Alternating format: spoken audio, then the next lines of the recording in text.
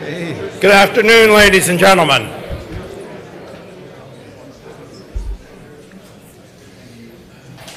My name's Fred Starr. I'm chairman of the Central Asia Caucasus Institute here at Johns Hopkins SAIS and the Silk Road Studies program in Stockholm. And I want to welcome you all to what I think is bound to be a very important discussion. Georgia is, as we all know, a small country with three regional powers as neighbors, three serious regional powers as neighbors. It has active relations beyond that with three superpowers, United States, European Union, China, and it is therefore almost by definition insecure. It is, how many other countries in Eurasia in the last decade have been attacked by a modern army? This security is not something to be taken lightly in Georgia. It even trumps the issue of sovereignty, because in the end, sovereignty without territorial integrity and security isn't sovereignty.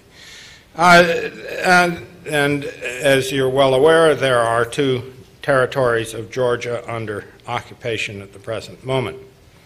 The question is, how do you secure it? How do you build security? And under two, in many respects, quite different governments in the 21st century, Georgia has opted for a NATO relationship. And if you check just this week, the essay by Mr. Ivanishvili in the Wall Street Journal, also, by the way, an interesting and very competent essay by our own Mamuka Tsereteli, where is Mamuka? Which appeared in the Central Asia Caucasus Analyst. And these both argue very vigorously in behalf of such a relationship. Meanwhile, our friend Doug Bando at the Cato Institute has published a thoughtful essay against it, and indeed against NATO itself, I would suggest. So our guest today is absolutely at the eye of this storm. He couldn't be more intimately linked with these questions on a daily basis. His background is as first Deputy Defense Minister, then Deputy Secretary of the National Security Council, then Chairman of the government of the Autonomous Republic of Abkhazia. That ended for him in 2006. Then he became Special Representative of the President, President Saakashvili, in Georgian Abkhaz negotiations. And finally, down to 2008, Permanent Representative of Georgia in the United Nations. He's also had a very active political career, founder of the Alliance for Georgia, founder and chairman of the political party Our Georgia, the Free Democrats, and became one of the founding members through that Free Democrat group of the coalition Georgian Dream. So we're really very honored to welcome an old friend and a good friend back here to this podium and to Washington. And Iraklii, Alessandra, the podium is yours. Thank you. Either way. Okay. Fine. Please. Thank you. Thank you so much for this kind introduction, and it's really good to be back, and thank you all for paying such an interest in Georgia and the state of Georgian foreign affairs and security. And I don't think Georgia's defense is that mission impossible as you portrayed it, because there's a lot of things that we can do jointly through the collective defense that Georgia and the region can be more stable. So I'm going to talk a little bit about that later on. I want just to start and talk about the wonderful meeting that we had, Georgian delegation, just minutes ago with the Secretary Hagel.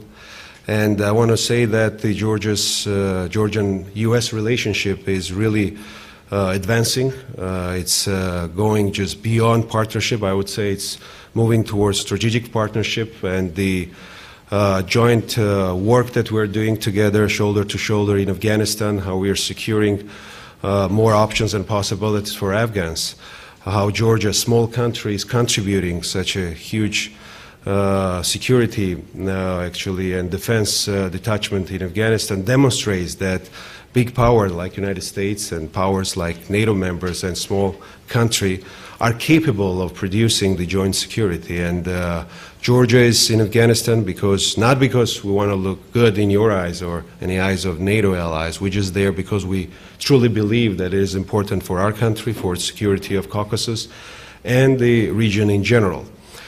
We had a talk with the Secretary Hagel how to expand our military-to-military cooperation. You know that presidents of two countries had agreed a year ago, a little more than a year ago, that there's going to be extended military cooperation between two sides. We touched upon the defensive capabilities the United States will help Georgia to acquire. We talked about the capabilities on the training and education field. Also, we touched about the niche that Georgia can provide through the Special Operation Forces in Afghanistan and elsewhere. Just recently, I visited Germany when our troops are training before the pre-deployment to Afghanistan, and we've just figured out there the number of the Georgian troops that are already capable of defending the country, and it's more than 11,000 of Georgian soldiers were trained throughout this couple of years through the excellent help of the U.S. Marines. So the state of Georgian defense is not that weak as some people are alluding, and I think what is important to keep in perspective is that the new government of Georgia, together as a head of the Georgian government, Bidzina Ivanishvili, are making all the efforts to expand our integration and eventual membership to North Atlantic Treaty Organization. This is our top foreign policy and security priority, and we think that in itself, the decision just yesterday by the North Atlantic Council to make Georgia in 2015 part of the NATO Rapid Reaction Force speaks on itself. How much Georgian troops and the Georgian defense is valued, and the credibility and the trust we already built between the U.S. and Georgian armed forces. I want to acknowledge that the chairman of the Joint Chief of Georgia, Colonel Sneladze, is here with us. And we had a very good meetings, not only with the Secretary, but also with the National Guard Chief. We're going to have the meetings tomorrow as well with the White House and other officials, and exactly where we're going to talk about the future of Georgia as a member of NATO. Because the decision for Georgian people that was demonstrated through the plebiscite just a few years ago still stands as a high priority for the people, because the IRI and NDI polls just recently demonstrated more than 75% of Georgians are supporting our future in NATO and European Union. Thus far, our foreign policy is actually based on achieving this goal. We had a wonderful trip of the North Atlantic Council a little more than 2 months ago in Georgia, and we agreed that Georgia is progressing towards the membership. Georgia's political maturity was demonstrated last year through the transfer of power, first ever in Georgia, through the political elections. And we're looking forward to demonstrate even more maturity and during upcoming presidential election, which is very important for the new government in general, for the whole Georgian society. I just want to mention as well that the Georgia, which we see today, is a hard work of a lot of people in previous administrations. I mean, first president was someone who brought Georgia the independence. President Shevardnadze was the first one who actually started talking about the NATO and future of Georgia into the NATO. Then the third president, Saakashvili, made all the efforts to make this in progress, and a lot of new initiatives were started to integrate more closely, to modernize Georgia's state.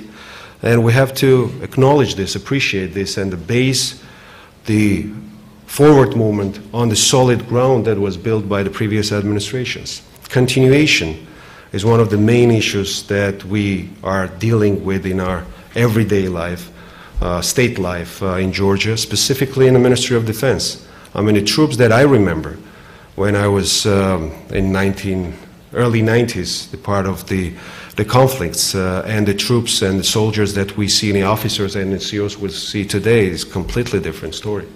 We have the troops, the young soldiers and the officers who went through the vigorous training in the Western schools, then the combat experience in Iraq and Afghanistan, and I'm so proud whenever I'm in Afghanistan to see how much trusted are the Georgian troops there. I mean, US, other allies, they really want to have by their side the Georgians, who are very courageous and professional.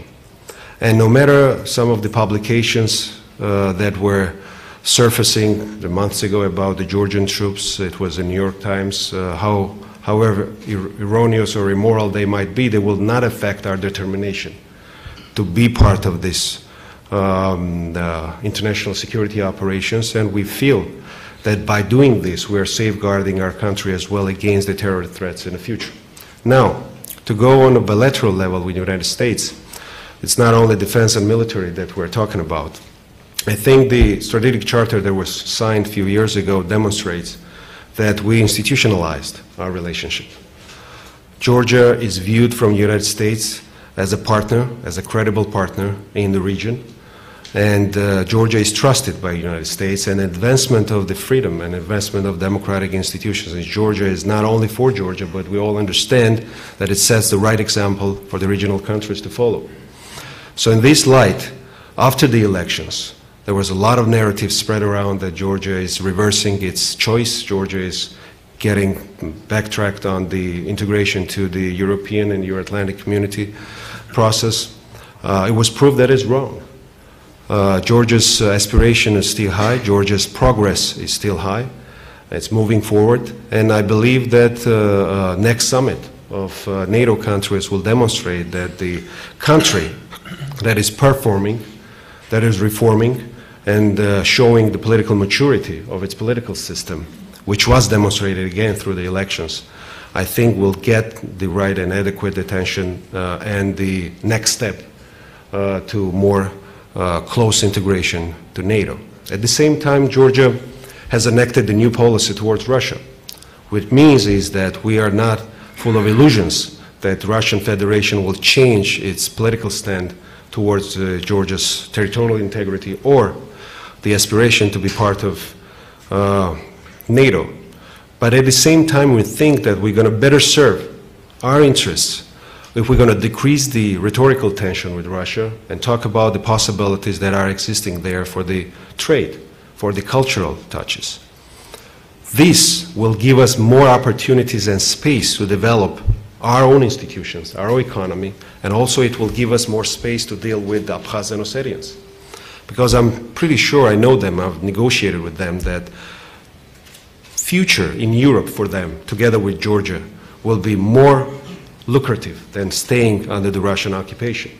So it's a matter, I'm convinced it's a matter of time and patience, but we will get the trusted talks with Abkhaz and Ossetians pretty soon, because we're sending the right signals, we're demonstrating that Georgia will not solve this problem through the military means. That's the declaration and actions of the Georgian government. And I believe that the infrastructural, trade and other projects together with the Ossetians and Abkhaz will make the environment for the political talks more right in the future. We are also blessed to have wonderful relationship with the Armenians in the region and our Azerbaijani strategic allies. We're advancing our strategic partnership with Azerbaijan and Turkey.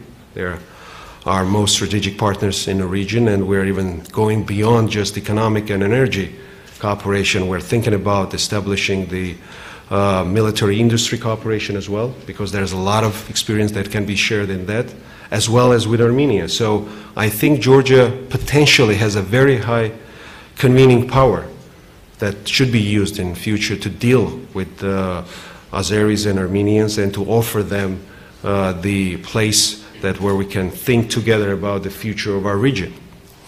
I want to say a little bit more about Georgia's plan, how we're going to address the upcoming Olympics, because that's the highest security threat in the region, how we're going to deal in post-Olympic period before the summit, because we think there's going to be highest risk at that time that we should handle in the right way the possible aggravation of situation in conflict zones, because there's going to be powers that would like to demonstrate that Georgia is still a weak state, that they cannot be allowed to be more closely integrated with NATO. So first, we said very openly that we're ready to cooperate with Russia and the regional powers on the counterterrorism. We don't want to give any pretext to anybody to blame Georgia for not cooperating and not contributing to the secure environment for the Olympics. Even with this very hard legacy of war and occupation from Russian side, we think the counterterrorism is the issue that we can cooperate with everybody in the region. So this is on the way, and this is not only talk, this is not only the declarative statements, but also the actions that we're taking. We're also thinking that it might be turned into the opportunity to speak, talk, and cooperate with the local law enforcement people on the Abkhaz and Ossetian side. This is the opportunity to open up, to have more cooperation on that level. Also, what we're doing, we're working hard with our European allies as well. We're going to invest a lot in the relationship with Germany, France, and other countries, our strategic allies in Europe, to make them understand that Georgia is a credible, stable partner. Georgia is someone that will not be susceptible to the provocations. And how we handled, by the way, a couple of months ago and even a month ago, the issue with the borderization from the Russian side. It demonstrated the political maturity on Georgian leadership side. So I think there's a lot of moving parts that will be brought together that will make the case, appealing case for Georgia, its next step to the NATO enlargement and NATO relationship. I think we should not shy away from saying that Georgia's aspiration is to become a member of NATO, and thus far we demonstrated, and we will demonstrate again in the upcoming presidential election, that we deserve to be adequately assessed and adequately responded towards the future integration process.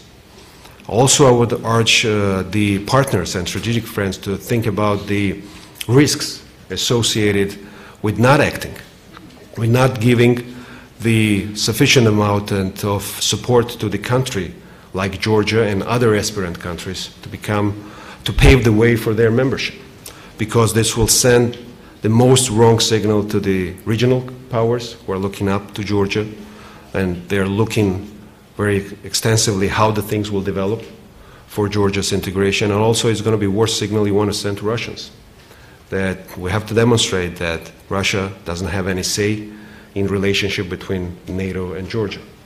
So having said that, I believe that the new government demonstrated also that political maturity is in place when we're talking about the cohabitation.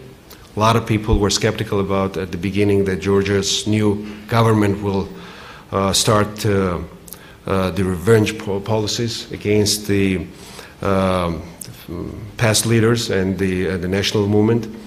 I think everybody should understand that the bitterness of the campaign before the elections and the polarization that was there was very hard to digest for everybody, for losers and winners. And I think what nation demonstrated in October election was that we don't want to change the government through the old means, which was either coup or rose revolutions. We want to empower the society and the individual to effect the change, and the only way to effect the change is through the elections.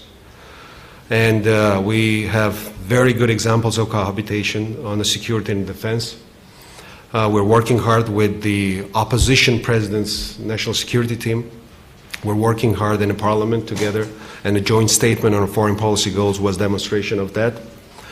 And also, the main deficit that was underlined before by the partners that Georgia had was, of course, judiciary. So the justice minister and others are working hard to make the Georgian judiciary independent, but it will take time. It's a learning process because it's the first time in the history of Georgia when we have the government put in place by popularly elected majority in the parliament, and we still have the president who's the representative of the opposition or past power.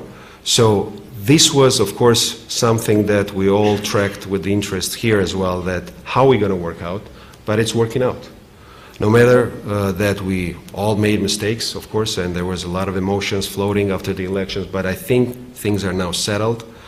And the assessment of the North Atlantic Council and other partners who are observing Georgia and how we are performing, and the criticism, which was healthy, very healthy. And we take it as a sign of caring and friendship when we were criticized, and we understood and took actually the notice of this. And I think the pre-election environment for the presidential elections is really looking competitive. And I'm sure that this election will demonstrate again that the Georgian public has matured, the Georgian politicians have matured, and we're going to have the exemplary elections that will demonstrate that we are ready for the next step of the integration. So having said that, I'm going to stop on that, and probably there's going to be more interesting to hear the questions and answer them. Thank you.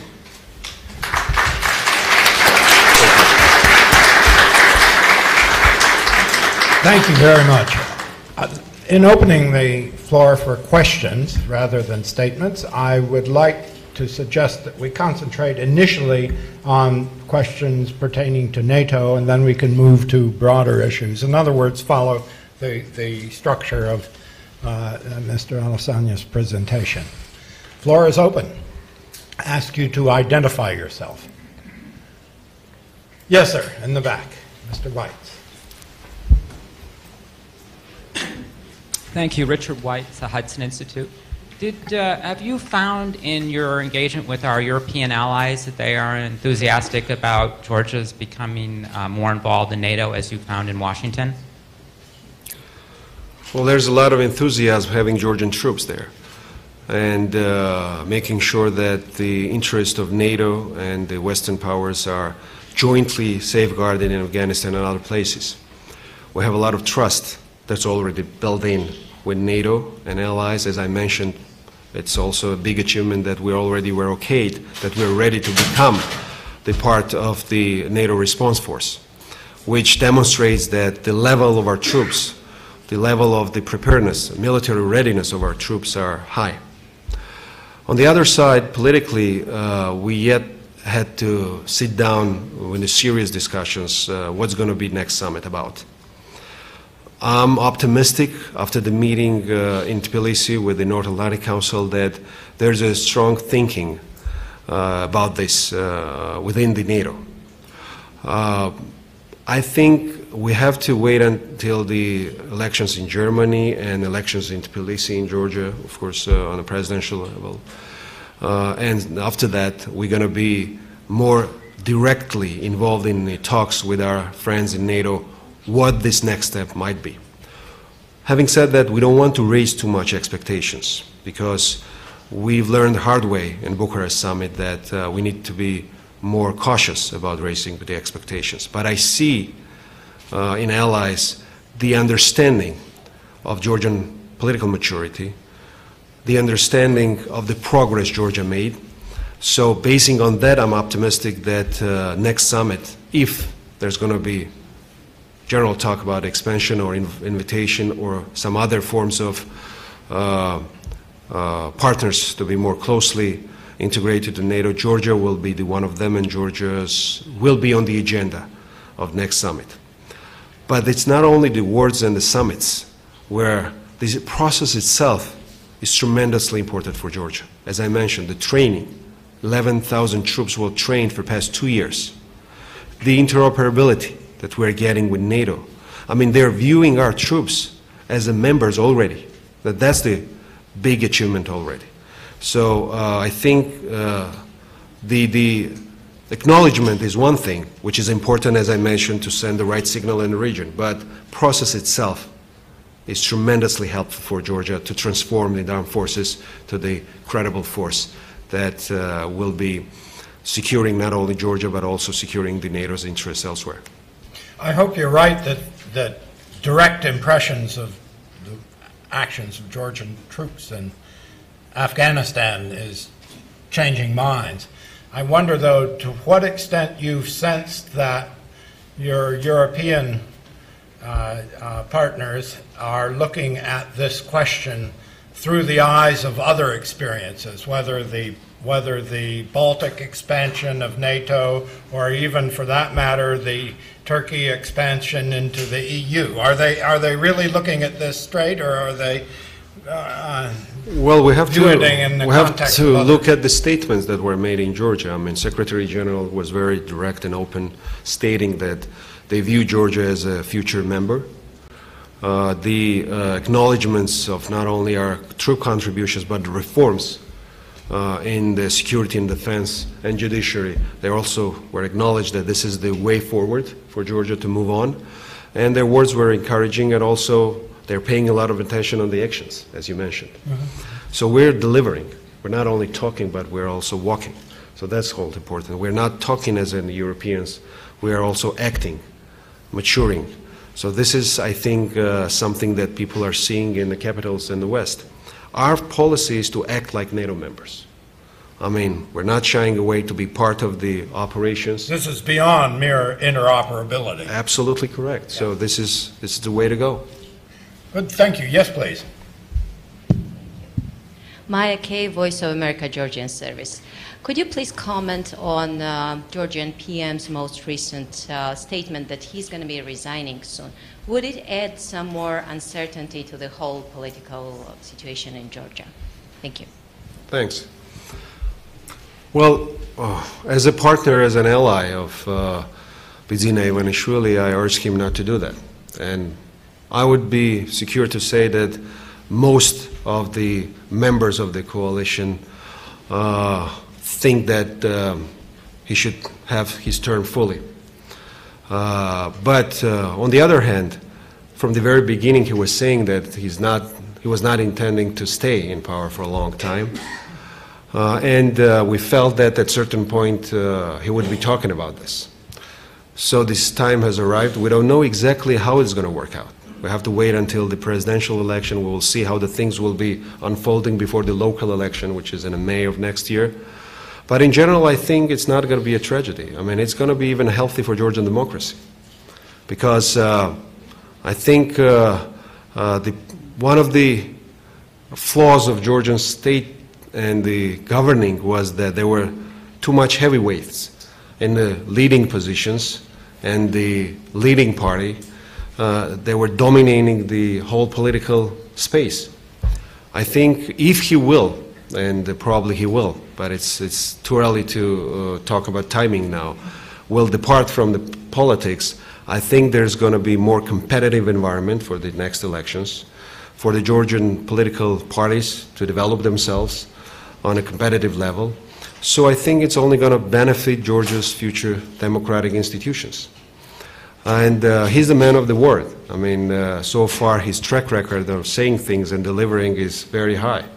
So I think whether and when he will feel that this is the right time for him to do it, although initially we didn't support him on this decision, we're going to support him, and we're going to make sure that the political developments will be more stable. I mean, what worse can happen? I mean, we had most polarized and aggressive and brutal campaign before the parliamentary elections last year, exactly a year ago. And Georgian society managed to go beyond that. We put it in the past, and we're saying that, okay, whatever happened, we need to bring state interest first. And this is why we were forcing ourselves to cohabitate in a more vigorous manner, to put some things which is security of Georgia, defense of Georgia, foreign policy of Georgia, even advancing it beyond our personal or political interests. So this is already a big achievement of what, under his leadership, Georgia made for this 1 year. We're also, our focus, and his focus, by the way, is now on economy.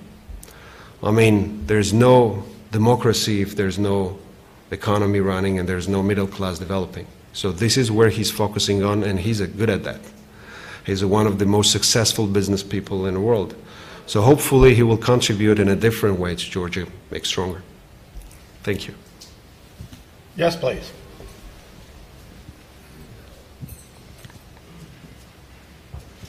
Thank you.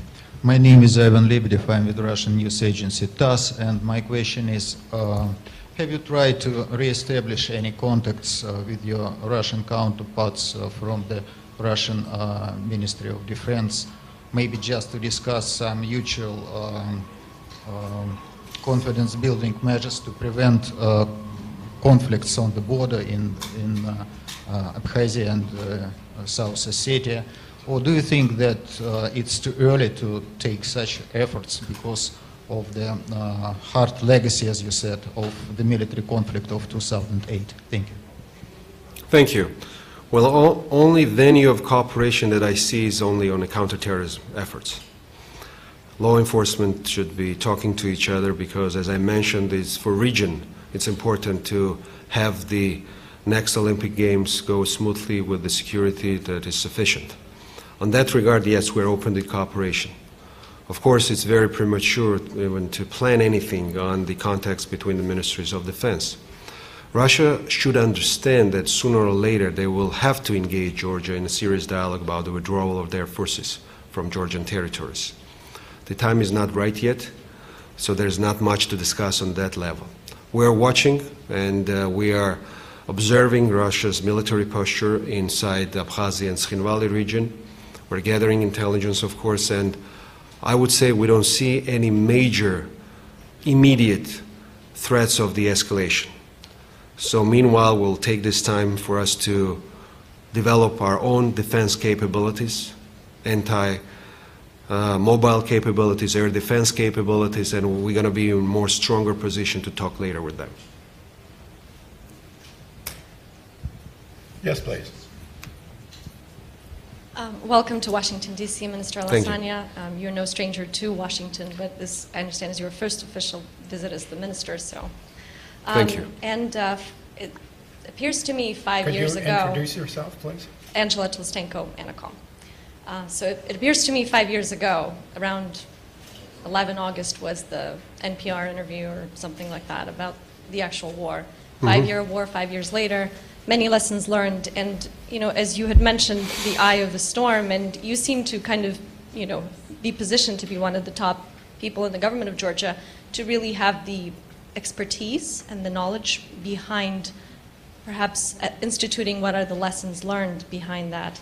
And your ministry, I guess, is named at a high percentage of success for actually instituting some reforms. It was the recent, some independent poll, so congratulations on that. Thank you.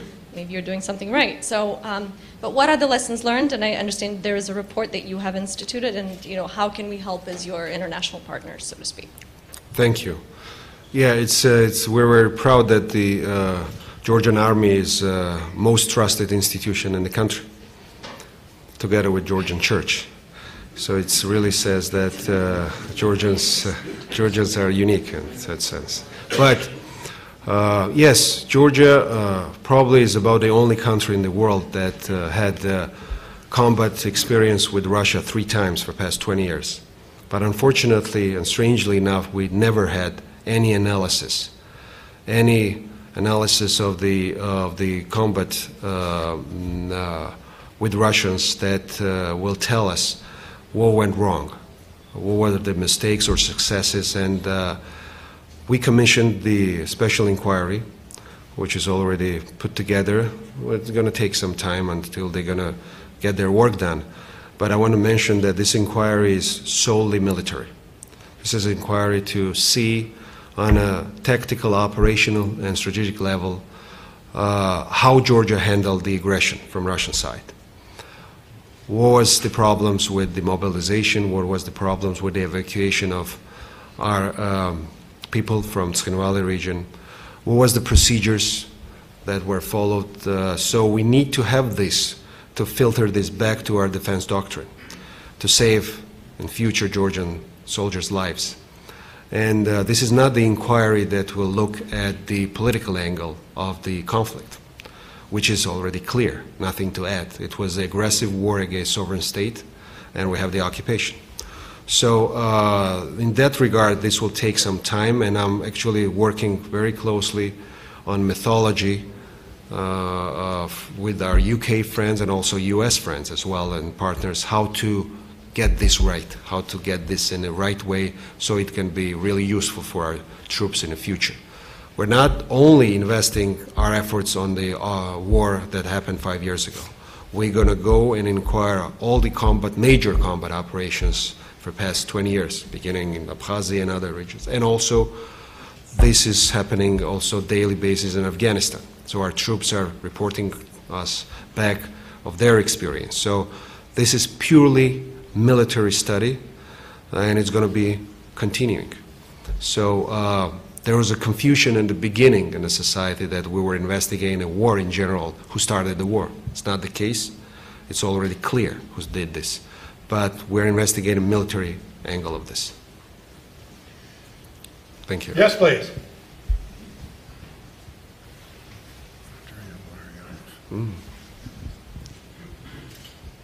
Andrei Larion of Cato Institute.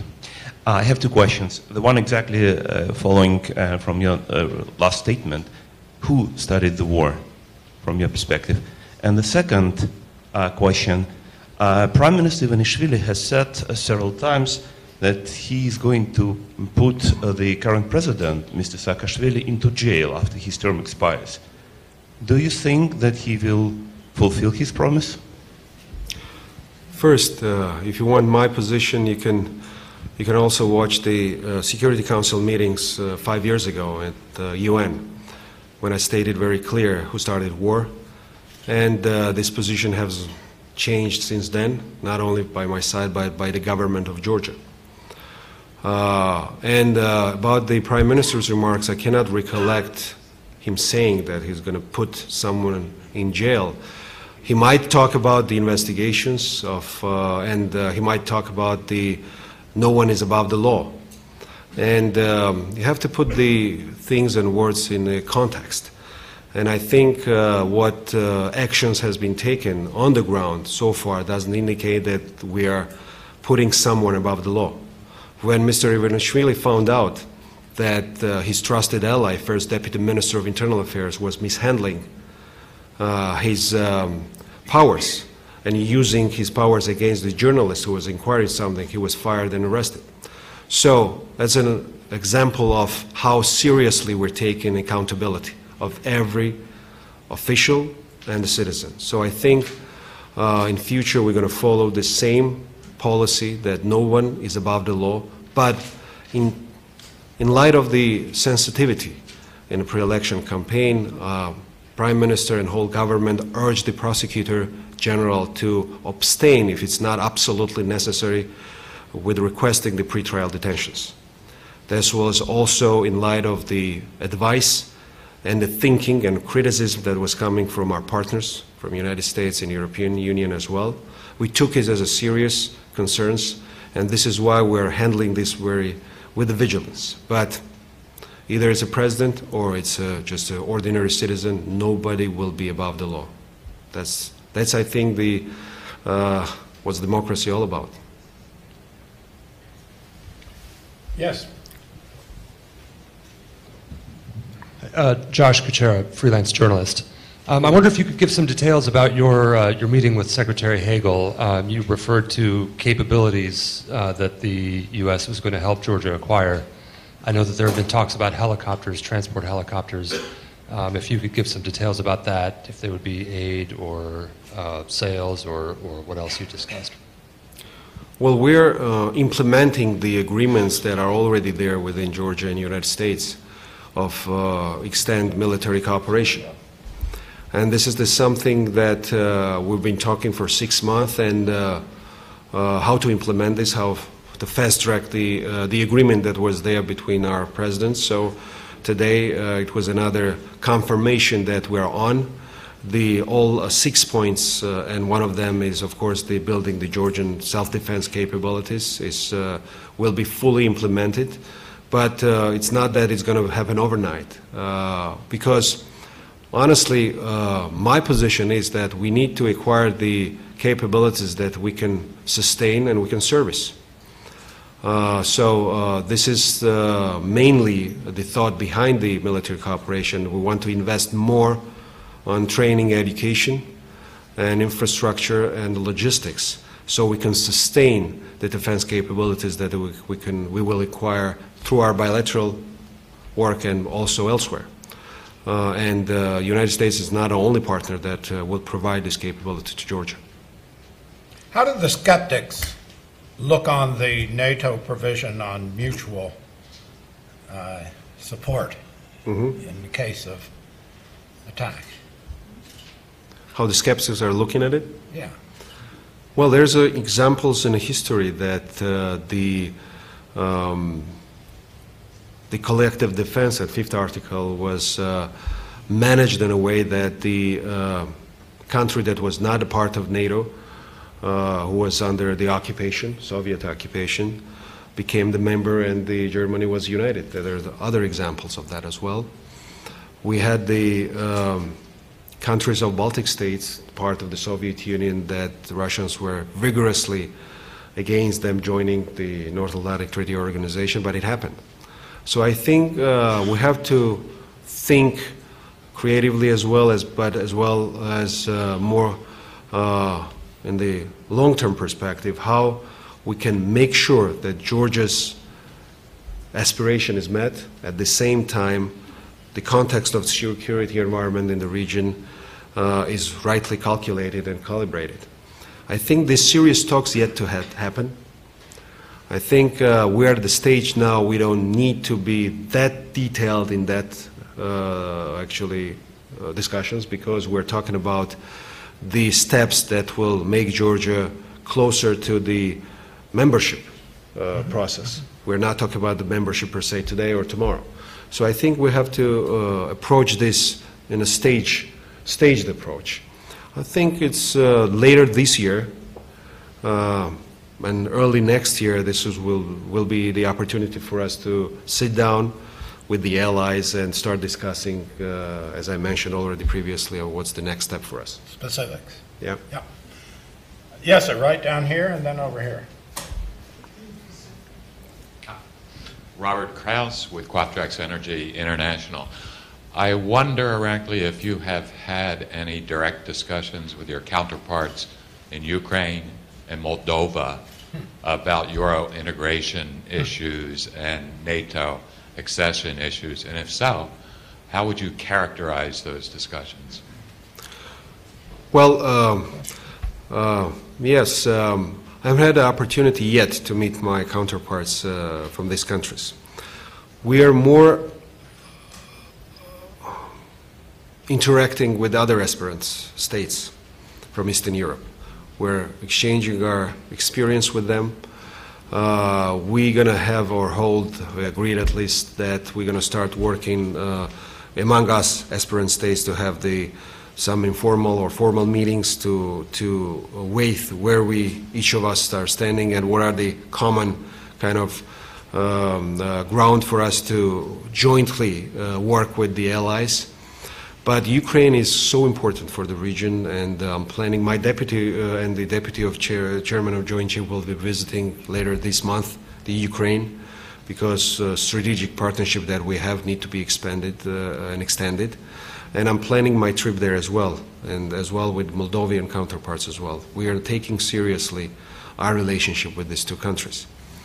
And hopefully we're going to be able to really be complementing each other's efforts to be part of the Europe and European family. Will the problems in Transnistria be on that agenda? I think that is a common problem for Moldova and Georgia, but it's a different environment at this point. There is no direct occupation that we have.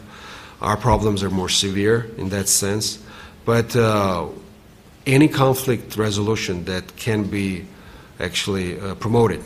And Germans were involved in that conflict resolution, and German leadership is something that we also are thinking will be important for Georgia's integration process to European Union and Euro-Atlantic community. We're investing a lot in relationship with Germany. We're also thinking about working jointly in Afghanistan in post-ISAF with Germans in North under their command. So there's a lot of things that we're planning that will make Georgia look very proactive. As I mentioned, we're trying to act like NATO nation in the military and security field. And also we're working very hard with the European Union and defense and security structures to put Georgian soldiers and officers in a track to the European-led missions, where we just had a couple of meetings with them as well. So, I mean, not only NATO operations are that we are trying to be very, so to say, advanced, but also European-led operations. And I'm going to talk with the UN leadership in a couple of days also to share the experience that Georgia gained in past years in peacekeeping operations with the UN as well. So these are the capabilities that we're building not only for ourselves, but also to the common security. And this is why I think it's tremendously important for us also to have these attachments, have these ties. Interoperability is something that will make our partners, some of the skeptics, more comfortable with us. Tell me, I'm asking you this question as a NATO observer. In the first decade or so after the collapse of the USSR, there was no NATO institution more important in the Caucasus and Central Asia also than the Partnership for Peace. And here, really quite an active program that had a big impact on the actual operations of the military throughout the region. Do you see any future for that? Partnership for Peace? Yeah. Well, we're engaged in that for years now, and over the decade actually. And we're far advanced now. We have the commission, Georgia NATO Commission, and our relationship with NATO, as I mentioned, is on a really fast track at this point. But do you see that as, I mean, you've spoken, you know, it would be easy to imagine a kind of new Guam appearing, but in relationship to NATO. But do you see your own involvement with Partnership for Peace and so on as having any significance across the Caspian? Well, I think the successful Georgia in itself and leading these efforts will be attractive for the regional countries and the Central Asian countries. Do you have bilateral links with their military? Absolutely. Yeah. Yes, we do. At the same time, it's worth mentioning here, yet again, that these countries are observing how Georgia's progress will be assessed from the other side as well. Yeah. And what instruments will be extended to Georgia from NATO for what and how we're performing. Yeah. So that's going to send additional signals to them that this is the right way to go. This is exactly the way that they can communicate with the West. Very interesting point. Yes, sir. If you want to speak, raise a question, lift your hand up. Thanks.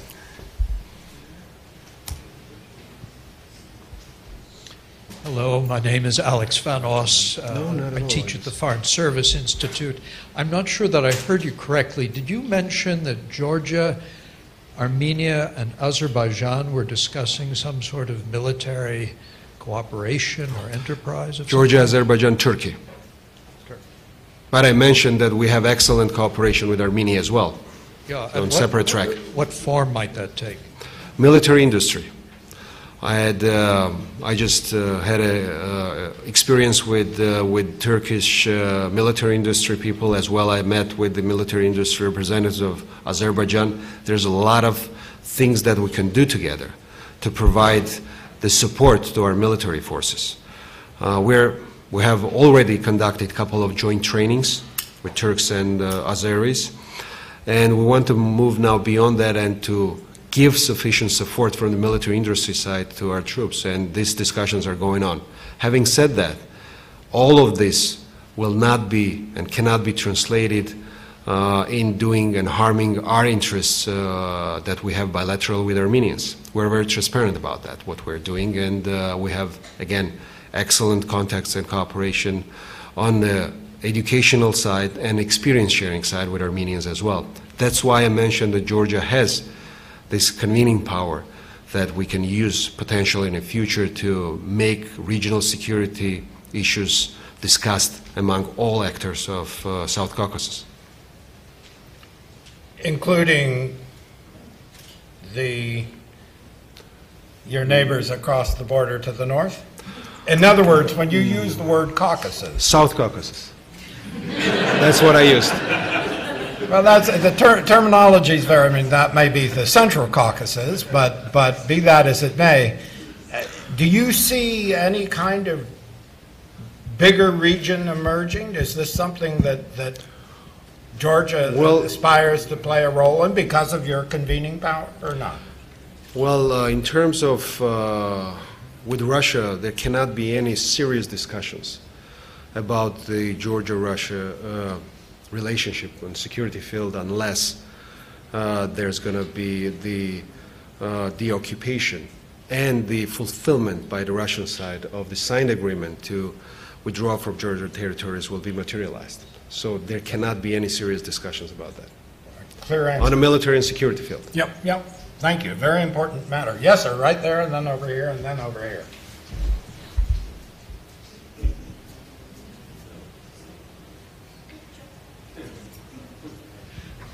Joe Graziano with Globecom Systems. I had the privilege of serving with the Georgian troops alongside them in Iraq, and as a military reservist. And I also participate each year in the regional cooperation exercise in Central Asia, where we will rotate among the Central Asian nations. Are there discussions of having a similar type annual exercise for the Caucasus?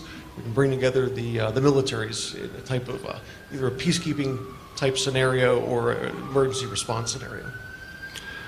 Well, we're having almost regular exercises with our United States troops and Marines involving also some of the interagency, Georgian interagency capabilities. For example, right now, this type of the extended military exercises are on, and it's going to culminate in September. On that regard, of course, we would like to see more involvement from the regional powers like Armenia, Azerbaijan, Turkey. So in future, we are thinking about these type of multinational exercises on our soil. But I want to mention that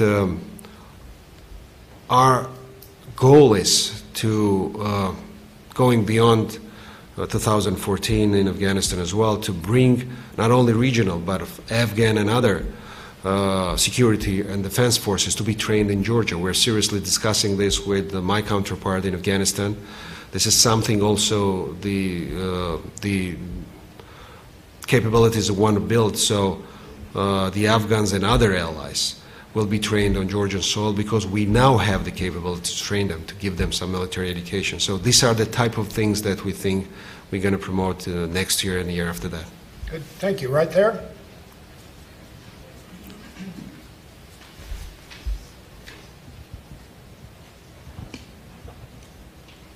Alexander Melikishvili, IHS. Thank you very much for your informative remarks. I have two very quick questions. One has to do with the unilateral demarcation of the border along the de facto border with the breakaway regions. You mentioned that in your remarks. In particular, I want to dig a bit deeper and ask you, basically, it's not that unthinkable to envision the scenario under which what is taking place right now will lead to the depopulation of the villages. Nor do we have any actual guarantees that the border won't be shifted further into Georgia proper by several hundred meters. Do we have any contingency plans with regard to such a possibility? And secondly, there was this information about the possibility of Georgian troops contributing to Mali. And I was wondering if you can elaborate on that. Thank you. I'll start with the last question. Yes, we talked with Europeans about the Mali operation. we offered the couple of officers and experience that we had, and they wanted actually to extend to us more options where we can fill in. So this is under the discussions now, actually, what kind of capabilities from Georgian side they're going to need. We are open. We declared that we're going to go for it. So now it's a matter of the technicalities of our guys and the European security and defense representatives. Now, in terms of your first question, it is the very, very difficult and complex situation, of course, that we're dealing with. On the one hand, we don't want to be caught in a provocation on the occupation line. We don't want to make the impression that Georgia's armed forces will be provoked by the actions of the barbed wiring this border. But then, on the other hand, we have our population that are actually deprived from the basic, actually, rights to live there and to have the services. So, in their terms, the local law enforcement agencies are dealing with the issues on the ground, and local authorities with the other side. It's going to be Gali or it's going to be Tkhinvali region. We are more relying now to the vocal, so to say, statements and deterrent statement from the European monitoring mission and the Europeans. Thus far, we haven't seen the intention from the Russian side to go beyond the so-called occupying line. But of course, you cannot exclude any scenarios. This is why we are putting a lot of efforts to have the capabilities on the military side that will deter future the possible escalation. That's why we need to have the capabilities, defensive capabilities, anti-mobile capabilities, anti-air capabilities that will be having the deterring effect on those who will think that the escalation is their interest.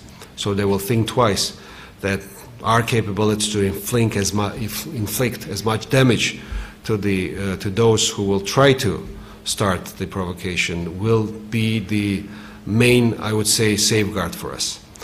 We are relying also mainly at this point on the allies, strategic friends, on bilateral talks with Russians. We also talked with Secretary Hagel about their negotiations with the Russian side. A recent visit of the defense minister of Russia to Washington, D.C. And we were told that Georgia is on the agenda bilaterally with Russians. And we're going to keep this on the agenda with Russians as well, and not only U.S. but also European leaders. So this is what we can do at this point. Over here. Good evening. Wait. Jason Lang, the International Center for Language Studies. Sir, just recently the president of the state oil company of Azerbaijan announced a deal to pump Rosneft oil via the BTC pipeline. How will Georgia address this strategic risk? Well, the energy security is one of the very important issues for Georgia. And the Azerbaijan is integral part of having Georgian security independence, energy security independence. We rely on Azerbaijan as a credible partner, and we continue doing so. Whatever oil they're going to pump in, it has to go through Georgia, and we have the benefit of actually being the transport corridor. And we know that it's important for Europe to have alternative route. We know it's good for European energy security as well. So our relationship with Azerbaijan is based on mutual trust and the strategic goals that we all share. So I don't see this threatening to Georgian interests. I wonder if I mean, you've mentioned the transport of oil, but you haven't, as a strategic matter, spoken of the much larger development of transport through the Caucasus that goes on the one direction all the way to Western Europe and on the other direction all the way to Vietnam through India. This is happening. It's, no matter what the U.S. does or doesn't do, this is happening, and it'll be a fact. I wonder if this doesn't transform the Caucasus, Georgia, into a kind of Suez on land, in which everyone acknowledges that this is so important that on the one hand, if you interrupt it in any direction, you will have much bigger powers on the phone. It won't just be one call from Washington talking about humanitarian assistance. There'll be other calls, and they'll all be stronger. But beyond that, it would be reality. No one would want to cut off so vital an artery. No one would, the decision to do that would be a much riskier, much more grave decision, by no means a local one. Is this kind of thinking at all in your strategizing? I haven't seen any evidence of it yet. Well, we're working hard with NATO and U.S. to see Georgian route and Caucasus route and one of the alternatives, actually, of the reverse transit from Afghanistan. Short term. Just recently, the commander of the Transcom was visiting Georgia, and he also visited our facilities in Pori, in airports, and other facilities, the infrastructure that we're building. And we hope that this route, together with also the railroad that we're building together with Azerbaijan and Turkey, will serve as a transport corridors for not only military goods but for other commodities. And we're developing this. And again, the geopolitical location of Georgia, together with the political stability of the government and of the state, will be the factors that our partners will factor in their decision making of actually choosing the routes for their transports. So this is, of course, the way of thinking of the new government. We already had a round of meetings on a different level with Azerbaijan, Turkey on this issue. The Prime Minister visited Azerbaijan and Ankara. So definitely that's the thinking that we are involved in, and this is not only Georgia, but as I mentioned, it's the regional powers there jointly working on it. Does it go east? Does it include eventually India? Pakistan, Afghanistan, we have to shape up first the routes in Caucasus, and we have to make sure that they're workable and efficient, and then we're going to go to India. I would submit that until you have some prospect of real goods being transported, even if you have them built, they're not going to be used. So you've got to do both simultaneously. One last question. Yes, ma'am.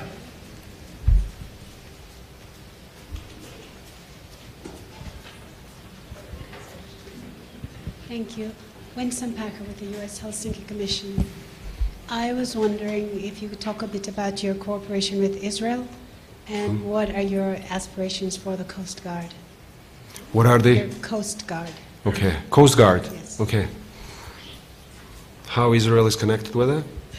Two separate questions. Okay. Okay. Well, first, well, Israel is, we had blessed and wonderful relationship for 3 millenniums with Israel.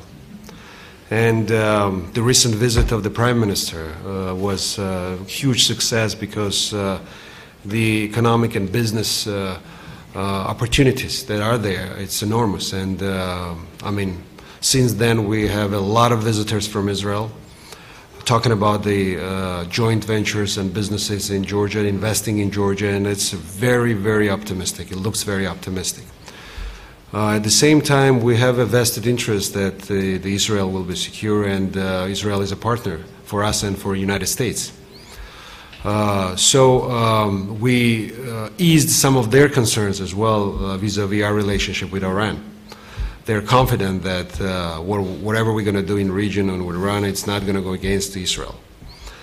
So having said that, I'm also looking forward to visiting Israel pretty soon, because Israel was one of the main partners to building our defensive capabilities. You know, they're very good at that. So we hope that we're going to be able to continue this, and there are all the grounds to see that this cooperation will be moving forward. Now, the Coast Guard. The Coast Guard is the function of the Ministry of Internal Affairs. We clearly have a deficit, and we clearly have the deficiency in securing our maritime border as well. But it's very expensive, and we have the phased approach. How are we going to defend our coastal borders? So first we have to develop the coastal defensive capabilities, and then think about having some vessels in the Black Sea, because it's hugely expensive. So this is why we have this in the planning. Georgia has put under the General Staff the Special Department of the Maritime Defense, and we're cooperating with the Coastal Guard Police to have these capabilities and planning, first of all, in place for coming years. And our planning, defense planning, is really very long-term now. We're looking forward for going fully professional by 2017, and there's a lot of reforms associated to that will eventually bring Georgia's the defensive capabilities that will be adequate to the threats that we're facing. Thank you. Thank you. I want to just note that there are a lot of good sources on current developments in Georgia right now, and I hope you avail yourself of them. Our own CACIanalyst.org has been active. I mentioned Mr. Tsereteli's recent piece on NATO. Also, I should mention Paul Goebel's Windows on Eurasia, which has a weekly roundup of all reporting pertaining to the Olympics, and it's really quite exhaustive. I don't think there's anything quite like it. You have come here in a wonderful time, and you come here as someone who has had served under two very different leaders in your country, served independently under both. You are the head of your own party. You've brought a very, obviously, I think we all feel this, a very broad view, not only of Georgian affairs, but of Georgia's security position in the world and on the Caucasus and Eurasia more broadly. I think in thanking you, which we all want to do very warmly, I think I'm speaking for everyone, hoping that you'll be able to bring all this to bear at the highest levels in Georgia for many years to come. Inshallah.